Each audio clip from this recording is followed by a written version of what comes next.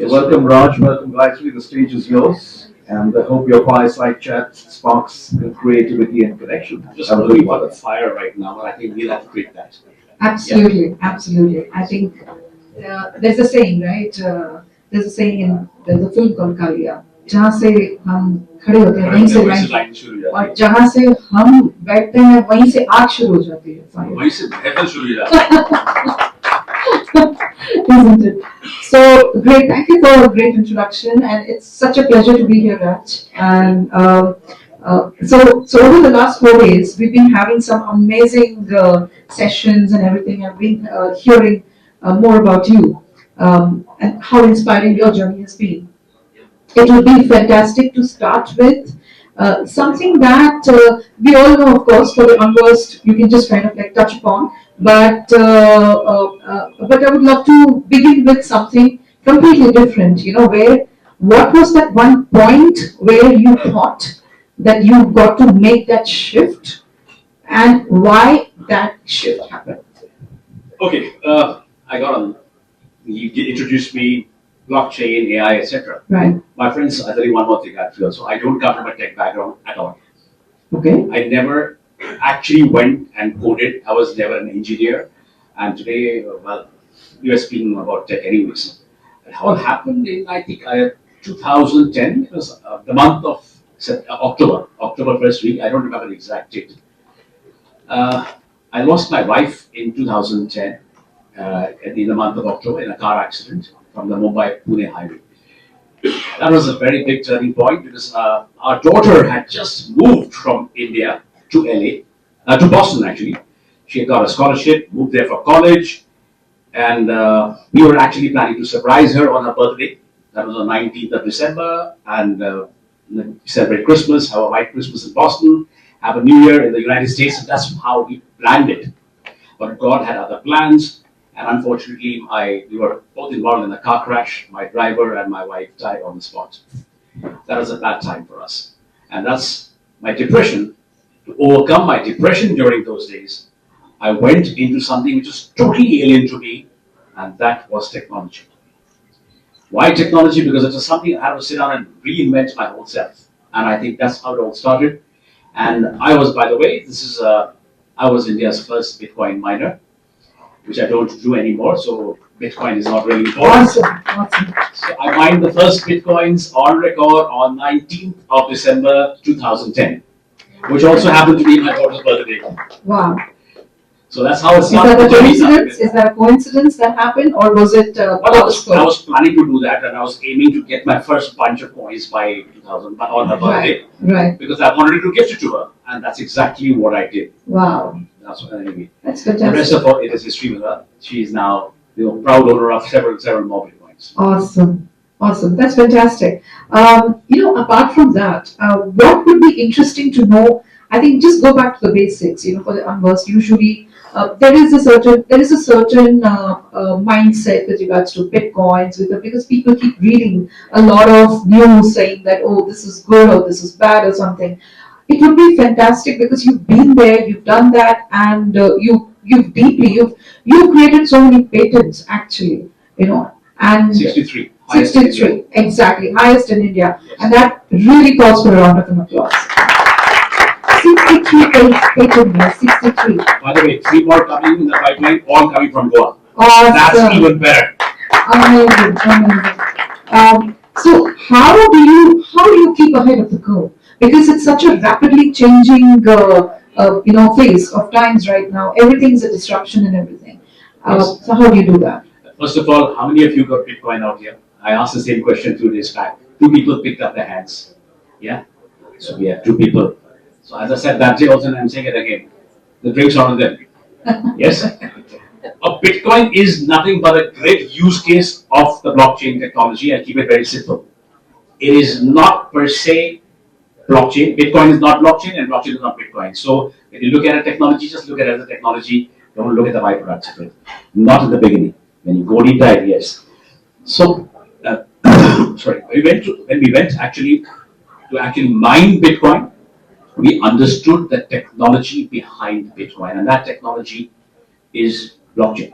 So my life, which started as speculation, trading bitcoins, transformed into a revolution. And that revolution is blockchain. Life from speculation to revolution. Speculation trade. I love that sentence. Speculation. Book बनाए book बना book का title जो आप बोल रहे थे change करो. Exactly. ये इसको भी Speculation to revelation. और इसको patent भी कर देते हैं. वो मैंने कर दिया. Okay. Right. So, great. And what is the most significant problem that blockchain solves? And how is it transforming the industry? It's very simple. I'll keep it simple for a lot of people who don't understand the technology. I'll keep it very simple. Yeah. You know, actually, blockchain is a technology, fine. But we've been practicing the very fundamentals and concepts of blockchain right for hundreds and thousands of years. I'll ask a question to all of you. If you have 10 lakh rupees, for example, right now, where would you invest it? Would you invest it only in stocks and shares? Or you would say, I'll buy some stocks and shares, some mutual funds, some fixed deposits, some real estate, some jewelry? What have you done? You just distributed your wealth, right? The same thing in today's data-driven world. We call everything data is the new gold, data is the new oil. You just distribute the data the same way. So now your risk is mitigated, and the same thing what blockchain does. Today's data is all in one place. It's centralized. I can hack into your phone right now.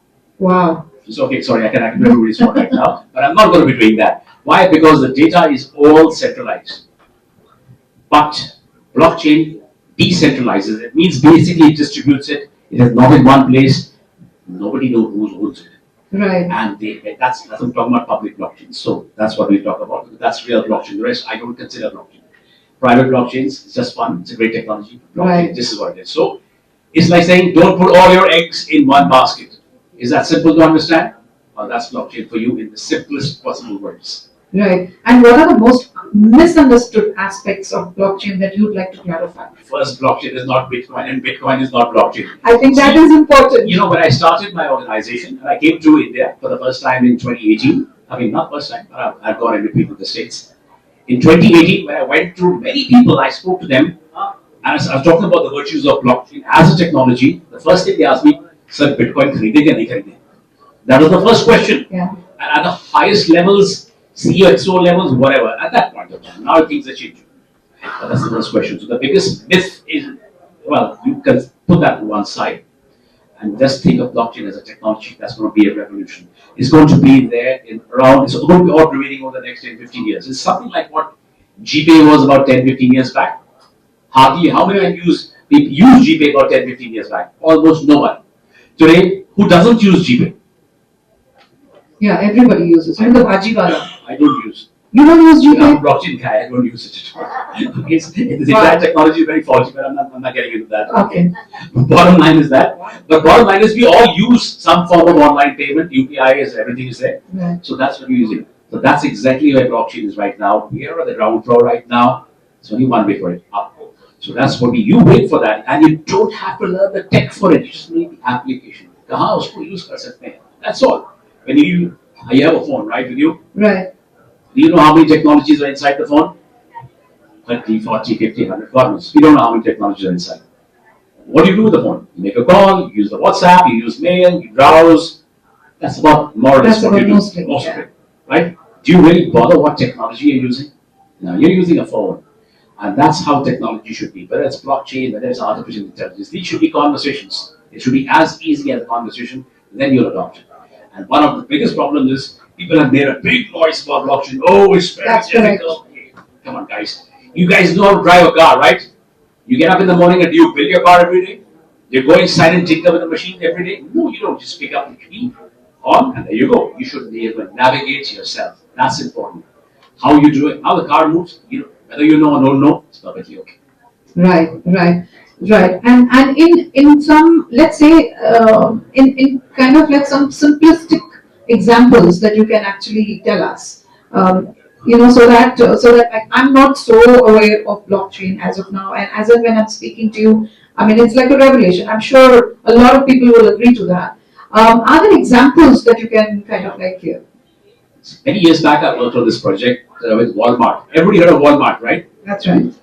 Not the Walmart India. It was Walmart. I was working at the MIT in the USA. I was they had actually opened up a sort of a sandbox. I was very fortunate to be in the USA at that time, and that's why I said, okay, let me do something. one of the projects which came to us was MIT's at MIT was how do I track where my produce is coming from. So one of the first things they gave us mangoes. There were two concerns with people. How do we know the mango is fresh? How do we know it's not or it's organic or not? And the third is whether child labor has been used in it or not. Now, these were the three problem statements they gave us. Okay, we had tried a lot of things, and then at that point in time, we worked with IBM. IBM was at MIT, and I was working on that project to put a supply chain of any produce, anything, on the blockchain. So now, long story short, we can now pick up where we can actually pick up where the scenario of where they're being farmed. So we can pick up that and log it on the blockchain. From the farm, it moves it to sort of a silo. From a silo to a truck, warehouse to the next warehouse, to the port, and to the ship. So the entire thing could be now wrapped on blockchain. And why blockchain? Because nobody could tamper with the data. Therefore, the transparency of the movement, which is the biggest problem for anything, whether it is medicine, whether it is a mango, whether it is your computer parts, this can get absolutely solved. That's one of the earlier use cases of blockchain. Right. There are many more use cases. This is one. Another one, very simple. We all have our graduation certificates and 10th class certificates, 12th class certificates. This is one of the easiest understanding of what blockchain can do. We have, right? India is known as the white ink economy. What's the white ink economy? The West calls it the white ink economy. You take out a Xerox, I've got 60%, I put white ink on it, make it 80%. So India is called a white ink economy. Some of the students are smiling, they may have done it. No, we've also done I've also done it. I've also done it. I'll be very honest, I've done it. Yeah. Okay. So now you give that, and corporates hire you and they spend money on your training, etc. And you're on your job, fine. But what happens when they discover that their degree is fake or foreign? It's a huge loss to an organization. Your credibility goes for a toss. Now, bring this on blockchain. So now, whenever a university or a college, and we are working with several of them right now across the globe, when they issue a certificate, it's on the blockchain. What does the blockchain mean? It's immutable. You cannot manipulate it. Nobody, even the guy who's put the data inside, cannot do it. It is validated because not one person validated, several people validated. It's like I say 10 minus 2 is equal to 8, right? If every one of you who live in different places, some say in Mapsa, some say in Panjim, some say in Karanzavet, if all of you say the same thing, that's validation because now everybody's saying the same thing. Right. And therefore it becomes a source of truth. And therefore all the certificates issued on the blockchain. Now it could be for licenses. I'm doing motor car licenses on blockchain. In fact, I'm working on a project with one very large organization. They're putting the 147,000 employees having their own blockchain credential. That's it, everybody, so they can go. They don't have to sit down and take out papers every time. So the validation is on 100%. Awesome. That also brings me to another absolute opposite question, which is like in your work that you've done so much on blockchain and everything. Are there any projects or products or value chain that has failed? Oh, plenty. If I say no, everything I've done has been a success, I'll be absolutely rubbish. It's all rubbish. Yeah. In fact, let's take India. Let's take India right here. I'm not Goa, India. I've done multiple projects here, which have not gone beyond the pilot phase. Why? Two things happen. Suddenly somebody says, oh, this guy's got too much control. He's too powerful. We will not be able to control our data. Oh, you can control it. This is a misconception again. So one of the projects which failed was in Haryana, where we actually tried to implement the same supply chain transparency.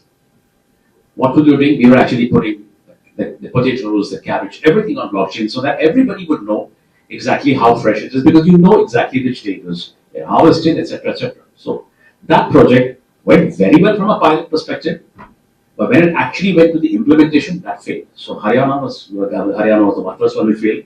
The second one, very interesting one, was in Punjab. I thought that would be an easy one because I originally come from there. I thought it was right up my alley. What were we doing? We were actually tracking liquor bottles from the factory to the retail shops. Oh God. And you know what? You know what the government at that time, I'm not mentioning which one, the who, Right, right. you know what they gave, what they actually labeled this project? Boost chain. That's So with a name interesting. like that was bound to fail. Anyways, Boost chain. boost chain. I just thought, थोड़ा नाम change कर लो. It's a track and trace thing. It's not boost chain. You can apply to anything. But they did not. And also, the same project in the Parliament House was rejected because of the name. Boost chain. Boost chain. Okay. So don't make a very nice, fancy sounding name, but don't keep it boost chain, which is actually what it is. Right. Let's keep it. So there are many more like this, but that will take another Another. couple of hours. And what are the takeaways did you learn from there? First, don't keep names like boost chain. That's one. That's one. Second thing, there has to be a lot of political will to make this happen. That's right. That's very important. And third, you need to have a lot of all stakeholders should be on board because there are multiple stakeholders. Some people resist it, some people don't resist it. Awareness is a big problem. Most people are not even aware of the benefits. Typically, supply chain on a blockchain saves up to 72% costs. That's brilliant. That's a lot. But the awareness is still there. But one good thing in India, from a government perspective, 106 projects are ongoing on blockchain. Okay. And India's against Bitcoin, but not against blockchain. That should be the thing, how it's been validated. And by the way, there's only blockchain is the one technology that has a national strategy on blockchain published by Ministry of IT in central government. So that is a validation. That's the only technology which has a national strategy. That's fantastic because these are the things we are not aware of it, And people who are like such as yourself, who are constantly doing so much of work, are somebody who bring this, to light, and that really creates so much of awareness. I think a lot is also got to do with the right information and awareness.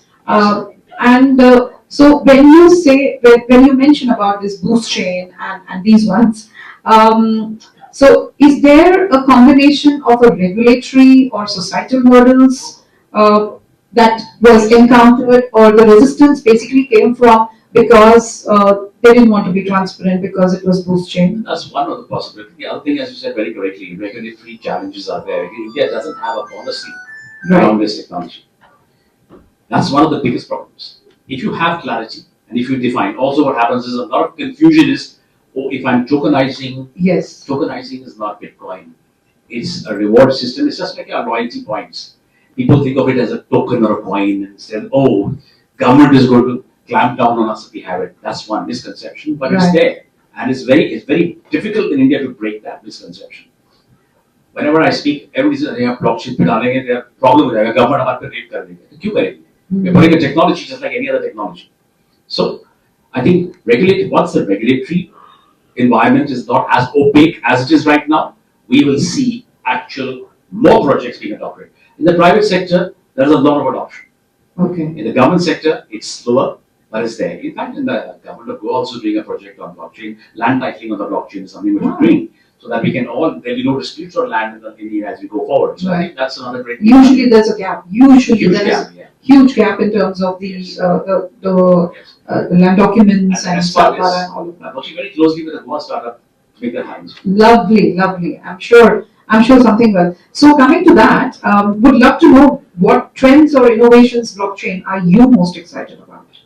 I'm really excited about the real world asset tokenization, and that's where it's even when we talk about tech media, we can now actually tokenize movies, real estate. I've done right now till now, from 2018 till now, 2019 till now, $3 billion worth of tokenization. That includes real estate, it includes movies, liners, ships, even whiskey, for that matter. You tokenize whiskey.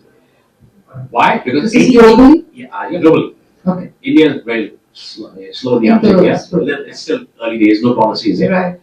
But in Dubai, most of Dubai's buildings, if you see real estate, a lot of that tokenized. United States, apple orchards, tokenized. In Delhi right now, we are doing a project on cotton produce, tokenizing cotton produce. Now, what is tokenization? Nothing else but actually splitting it so that you can raise money without even having to take a loan from a bank.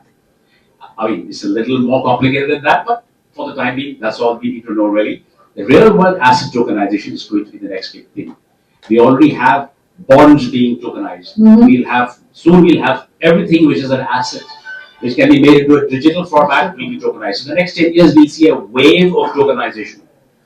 I've even tokenized my appointments in the United States for that matter. Wow. So somebody buys a token and then buys an appointment from me. Appointment. So that's in the US. In India, nobody says, sir, free mein bata do. Correct. यहाँ तो जरा बाद में पैसा दे देंगे, stuff like that. But that's the way it is. That's true.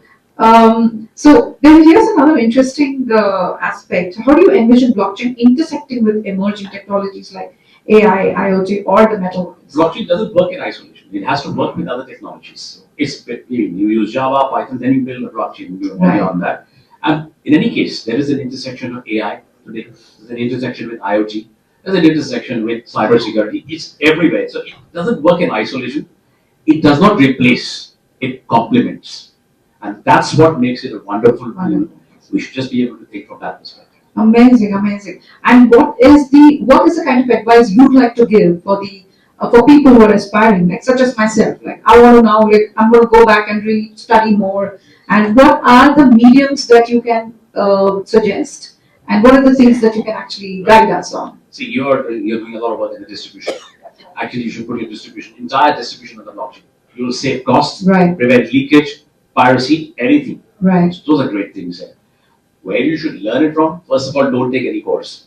Okay. Many people say take a course. I say don't take any course, they're only there to confuse you. Right. Right?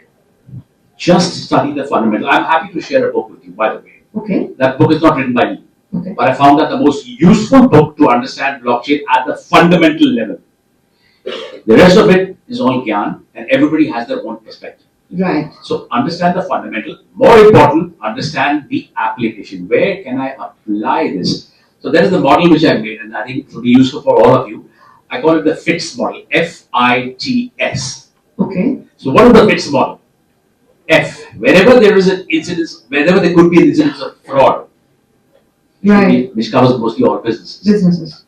There you apply blockchain. Okay. I. Information. Veracity of information, means authenticity of information. See, in the supply chain, for example, so many people working, so much information being poured in. How do you know what is truth and what is not? Right. That's where you require blockchain. Okay. T. Trust. When there is a lot of players in the game, you don't know how to trust anybody. Right. Then you bring in blockchain. Because then if everybody on the same platform, it's a single source of truth. And S, of course, is the security. Security. So look at that. If it fits model, if it fits your business, you need blockchain. If not now, maybe 5 years down the line, maybe 10 years down the line. Right. But there will be a time when you will have its application. 4 years back, I was doing 12 projects in the blockchain space. Today, I'm working on private. Today, I'm working on 157. And that itself Wow. is where we are going here. That's A amazing. lot of people are naysayers and say, oh, it's just a scratch. It's not. Right. Use the fundamentals of it. Call it blockchain, call it anything else, but it's a single source of truth, and that's where you should really be. And what's the name of the book? Blockchain for dummies. Blockchain? For dummies. Of course. Of course. So Raj, you've been a visionary. You've been a visionary all your life. You know the way how it's gone. How do you see? What is the blue sky that you see down the line in next say 5 years or 10 years? And what is it that you would like to see in terms of? I would like a lot more government adoption. Okay. That's one, because once the government adopts, private sector always follows. That's the first thing. Second thing, I would like a lot more awareness. I think we have a very big gap in the awareness sector. I speak to a lot of colleagues. I was in an IIM recently, and surprisingly, they were also confused about this. Surprisingly, That's yeah. I was speaking at an IIT about 2 months back, and I was sad to know that most of them didn't understand the value of this technology. They were computer science, they were CSE students, engineering, so computer engineering students. So awareness is one. Now we have some great courses in some of the large institutions. We have some great courses, but you don't need a large 2-year course to understand it, because blockchain, already the technology changes every 2-3 months. There's a lot of evolution. Right. How are you going to keep it up? You do the course, by the time you finish, it's become redundant. Right. So one of the things is we need to make bite-sized education. Mm-hmm. We need to make education bite-sized. You make it bite-sized, you got to make it. You make it a long 2-year curriculum, who's going to read it? Yeah, by You the have time it. by the time it finishes, then Yeah. you're like moving Frankly on. speaking, this should be a lesson for all of us out here. I learned blockchain from a 9-page document called Satoshi Nakamoto's white paper. So I downloaded that. There was a footnotes. I downloaded the footnote documents and the footnote documents of the footnote documents. Okay, and that was my entire course. That's how I learned blockchain. And today I can program in 18 languages, created 4 layer 1 blockchains, which is the foundation blockchains. I have been credited with forking Ethereum, which is one of the very large, very popular blockchains. I forked it way back in 2016, 17, 17, yeah, around that time. I have actually been part of the team that plugged the largest crypto heist with Polygon in 2021. So it's been a wonderful journey. And what did we learn it from? Not by the course. That's right. We just learned it because we wanted to do it. It's a lot of passion, of course, involved. Get passionate. Download these papers.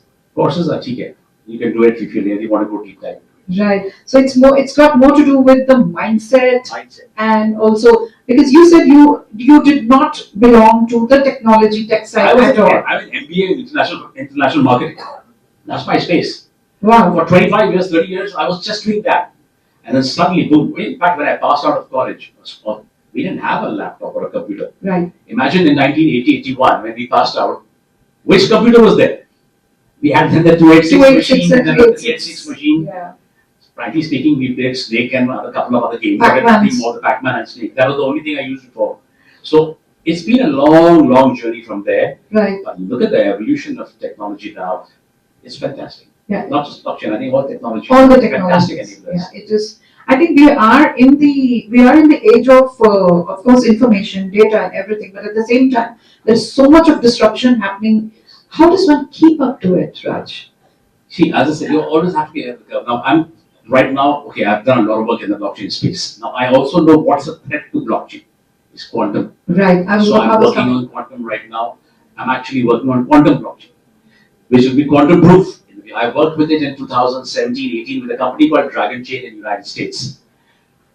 I'd like to share this because it actually changed my life. It really changed my life. So we were doing a project that time with the Homeland Security and the Federal Bureau of Investigation.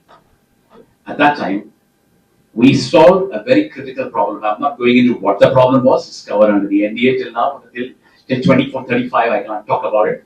But it solved a very critical problem from an FBI Homeland Security perspective. Means at the highest security level. And there was a guy called Trey Rutledge. He was handling that project. He actually posted on LinkedIn. I was just still there. He called me the godfather of blockchain. That changed my life. Wow. That changed my life because I started getting a lot of work anyways. Before that, they used to call me grandfather of blockchain. And you had mentioned how did that happen also? Would you love to share that? Like there was some problem that was going on. Yeah, there was a problem. I didn't know there was such a big problem because had come to India to celebrate Diwali. And they called me and said, listen, Raj, can you come? There's a problem. I didn't know that the problem had been ongoing for the last 7 to 8 months.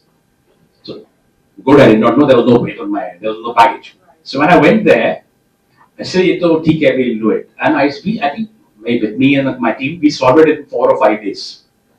So they couldn't believe that Indians could actually sit down and do such a complex, and blockchain is pretty complex. From a tech perspective, it's complex. We solved that problem, and that's why he couldn't help himself, he actually put that. So I said, okay, it makes a difference because his first used to call me grandfather of blockchain because I was in my 50s and doing blockchain. Then I said, okay, now I got my guns ready, guys. Godfather of blockchain, much better. Awesome. Are you writing a book soon? Somebody's writing a book on me. He gave me a pony name which I shared with you that day. So yeah, somebody's writing a book on me. Right now. That's lovely. That's lovely. And how do you approach basically scalability? Like you're saying that the technology is changing. Now you're working on quantum blockchain. Maybe in about like next 5 years there would be something else that would come up. Surely come. And so how do you kind of envision that? And like for instance, obviously you're into that business, and so there's always a certain speculation that you do. And also, so what is the combination? How do you get your information? Yeah. Because that is such an important thing. Because you have plenty of people talking plenty of things. Yes. And what to believe and what not to believe usually becomes a issue. Yeah, it is. In fact, I think this is my advice to everybody. Spend about 30 to 40 minutes trying to learn something new, whether it's blockchain or anything else. I spend about 2 hours because I'm doing very deep research because I also write research papers. I've got now about 40 odd research papers published. Yeah, most of them are published in the US. You'll find them on the. And 40 minutes is more than enough, I think, to start with. Then when you go deep dive, you can go more and more. One is that. Second, get hands-on. Start learning it on the laptop, on the computer, on your computer. Don't start learning the theory very much. It doesn't work. It puts you to sleep. Frankly speaking, it puts me to sleep also. So whatever I've just picked up, I sit down on my lap. I keep experimenting. You'll fail many a time. Many times you'll fail. But when you don't fail, that raw moment, the eureka moment there, is where you made that big difference now. You've taken a breakthrough ahead.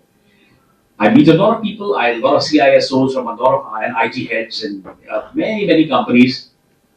The problem with them is they've stopped learning. Most of them have stopped. I'm not saying all, but a lot of them are very aggressive. They want to learn. They maybe have become a little company. They're fine in their jobs, going very well, good salary, good perks, everything great. But a lot of them don't want to reinvent themselves. I think all of us should reinvent themselves. If we have not already done that, we should be doing that. And it doesn't take a little. If a guy like me, who's literally an MBA, became an expert within a technology which is highly complex, all of us have that. We have that ability within us. It's how deep we want to delve, how deep we want to go inside, how much we can actually do that, and the passion. Add that to it. I'm sure most of us here can actually pick it up. If a guy like me, I was literally a backbencher. If I can do it, so can all of you. Indeed, absolutely. Round of applause for that. So are there any parting words that you'd like to give to everyone? What words? Parting words? Parting words. Well, Because then we'll open the floor for the questions. Yeah. Look, my parting words is one thing, guys. If you're not into these technologies, no problem. Just understand the application because you will get to use them. You will encounter them at some point of your life. May not be today, may not be tomorrow. Somebody say, "Oh, I'm a housewife, I really don't need anything." You will need it at some point. You may not require, you may not realize you're doing it, but you will. So the better we know, the more aware we are, the more opportunities it creates for us. So I think everyone has an opportunity here. Could be revenue or otherwise. If nothing else, a lot of us can even become trainers. I mean, that's we need people. We need people to train in this space. So get and reinvent yourself. As we say, it's reset. Now you put a full stop, reset. What have you done now? Reset, relearn, and reimagine. You will always succeed. Fantastic. I think what an insightful session, what an insightful. I think it's very inspiring. It's a very inspiring for me. Definitely, I'm going to definitely start to work more towards it and everything. And Your business will require it. no, absolutely, because I've already started getting offers to digitize the film that I've made in terms of the characters, in terms of even going to the derivatives as well. Perfect. So you require that. You know, I'm working on a very nice project, by the way, with another Goa. This is I'm saying because this is with a Goa-based startup on blockchain and using AI. So what we're doing is, you know, you go to have you like the street food, the Ross omelets and everything which Goa street food has got lovely stuff. Right. Do you really know how good it is or how healthy it is? Well, we are creating this app with these kids out here. You can just scan it and then exactly it'll tell you how much it's got, how much virus it's got, and whether you should eat it or not. Oh God. And mind you, some restaurants in Goa are worse than the street food. So that's my last thing. Right, we'll take. Okay, fantastic. Thank you so much. Thank you so much for being such a patient audience. It's such a pleasure to be amongst everyone. And thank you so much, Raj. Thank you so much. Thank you. Thank you. Stage is all yours, sir. You can take two of them.